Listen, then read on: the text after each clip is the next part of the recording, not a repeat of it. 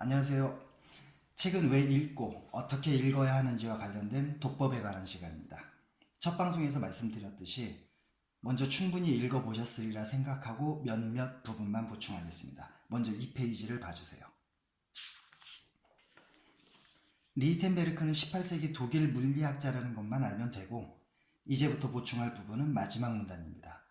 정말로 책을 읽는 이유가 성장을 위해서 삶의 작은 부분들을 하나씩 바꿔나가기 위함이었으면 참 좋겠습니다. 예를 들어서 어린 왕자를 처음 읽은 이후로 제 삶엔 큰 변화가 일어났습니다. 작가가 어린 시절에 그린 코끼리를 삼킨 보아뱀이나 아니면 때를 쓰는 어린 왕자에게 그려준 양이 들어있다는 상자 기억나시죠? 그 부분 때문에 눈에 보이지 않는 뭔가를 느끼고 찾아내려고 노력하다 보니까 지금은 의식하지 않아도 자연스럽게 그렇게 될 정도가 됐습니다. 왜 어른들은 숫자만 좋아하는지 알 수 없다고 작가가 어린 시절을 회상하는 부분 때문에 지금의 전 숫자를 매우 싫어하기도 하고요. 리처드 버크의 갈매기의 꿈은 청년 시절 제가 선택하려는, 즉 대부분 사람과는 완전히 달랐던 삶의 방식이 이상한 게 아니라 오히려 훨씬 바람직하니까 절대 흔들리지 말고 나아가라고 제게 용기를 줬고요. 이런 예는 매우 많습니다. 부디 여러분들에게도 앞으로 책을 통해서 이런 경험들이 하나하나 쌓여가기를 진심으로 바랍니다. 3페이지 첫 문단을 보죠. 심심하다며 시간을 허투루 보내는 건 심심하다며 10,000원짜리 지폐를 하나하나 찢어서 버리는 것과 같습니다. 시간은 돈이기 때문이죠. 제가 저 자신을 포함해서 타인을 평가하는 가장 큰 기준은 언제나 노력입니다. 즉, 결과가 아니라 과정이라는 건데 이와 관련된 유명한 라틴어 세 문장을 소개할까 합니다. 먼저, 현재 자신의 능력과 주변 상황을 있는 그대로 받아들이고 인정하라는 뜻의 아모르 파티가 출발점입니다. 가는 데는 순서가 없다는 말이 있죠. 평균 수명은 추상적인 숫자일 뿐 구체적인 개인과는 아무 관련이 없습니다. 따라서 언제 어디서든 죽음의 그림자가 우리를 덮칠 수 있고 그래서 그런 일이 일어난다고 슬퍼하거나 분노할 이유도 없는 거죠. 단 한 명의 예외도 없는 필연적인 사건이니까요. 사실이 이럼에도 대부분 사람은 천년 만년 살 것처럼 행동합니다. 지금 당장이라도 죽을 수 있다는 사실을 잊지 말라는 뜻의 메멘토 모리를 항상 기억한다면 자연스럽게 지금이 삶의 마지막이 될 수 있다는 생각으로 매 순간 가장 가치 있는 일을 최선을 다해서 하라는 뜻인 까르페 디엠의 자세로 살아갈 수밖에 없게 됩니다.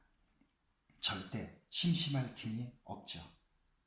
성경 마태복음 25장에 나오는 달란트 비유도 마찬가지로 노력과 과정에 관한 이야기입니다. 어떤 투자자가 3명의 펀드 매니저에게 예를 들어서 각각 5억, 3억, 1억의 투자금을 맡긴 후 일정 기간 외국에 나갔다가 돌아와서 그들로부터 결과 보고를 받게 됐어요. 5억과 3억을 맡겼던 펀드 매니저들은 모두 2배, 그러니까 10억과 6억으로 불어난 투자금을 내놓았는데 포인트는 여기입니다. 투자자는 그 액수와는 상관없이 둘 모두에게 똑같은 감사의 말 그리고 똑같은 보상을 약속하죠. 하지만 1억을 맡겼던 펀드 매니저는 그걸 고스란히 내놓으면서 변명까지 덧붙입니다.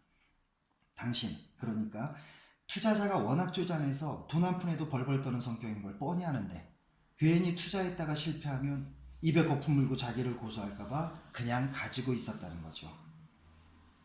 그러자 투자자는 그렇다면 명색이 펀드 매니저라는 사람이 은행에 맡기든가 아니면 하다못해 사채라도 돌려서 얼마간의 이자나마 남겼어야 도리 아니냐고 따집니다. 투자자의 말이 100번 옳죠. 그런데 거기에서 그치지 않고 투자자는 그 펀드 매니저에게 저주까지 내립니다. 여담이지만 기독교인에 한해서 말하자면 까르페 디엠적인 삶을 살고 있지 않는 기독교인은 교회에 다닌다는 말은 할 수 있을지언정 예수를 믿는다거나 하나님을 사랑한다는 말은 절대 할 수 없어야 할 겁니다. 두 번째 문단의 행복과 재미는 그 대상의 성격 역시 매우 다릅니다. 행복의 대상은 동서고금을 살펴봐도 언제 어디서건 변함이 없죠.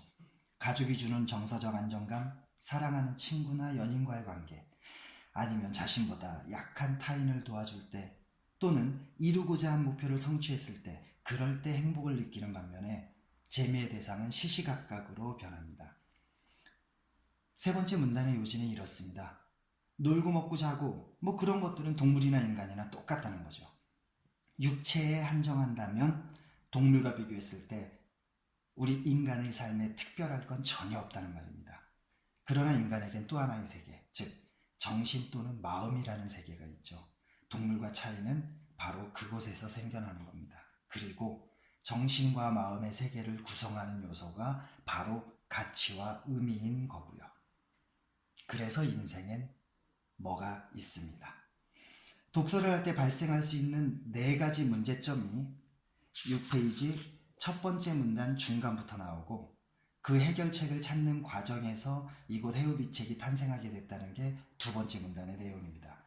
그리고 점점점 찍힌 그 이후부터 7페이지까지는 제가 제시하는 추천 도서가 여러분들 스스로 그리고 지속적으로 변형시켜야 할 가이드라인이라는 거, 즉 버려야 할 사다리라는 걸 높아심에서 여러 번 강조하고 있고요. 끝으로 8페이지는 추천도서의 분야별 목록입니다. 시와 수필은 일상생활에서 주목받지 못하던 부분들이 작가의 관찰력을 통해서 다시 생명을 얻는 분야입니다. 소재 자체가 대체로 우리에게 친숙하기 때문에 독자의 공감과 느낌이 큰 부분을 차지하죠. 삶을 풍요롭게 해주고 안목의 지평도 넓혀줍니다. 하지만 새로운 내용을 알아가면서 그것들을 토대로 지혜로워지고자 하는 이곳 해우비책의 목적과는 맞지 않아서 다룰 수 없음을 이해해 주시기 바랍니다. 독후감을 쓸 수 있는 소설 역시 똑같은 이유로 다루지 않을 생각이었는데 아직 전문적인 지식을 담고 있는 책에 익숙하지 못한 중고등학생들의 성장과 또 가능하다면 수행평가에도 도움을 좀 주고 싶어서 성장이나 가족 또는 사랑 같은 주제별로 소설을 묶어서 정리한 걸 추천도서 소개 후에 이어서 올리겠습니다. 그러고 나서 본격적으로 일반 책들을 다룰 거고요. 오늘도 고생하셨습니다. 다음 시간에 뵙죠.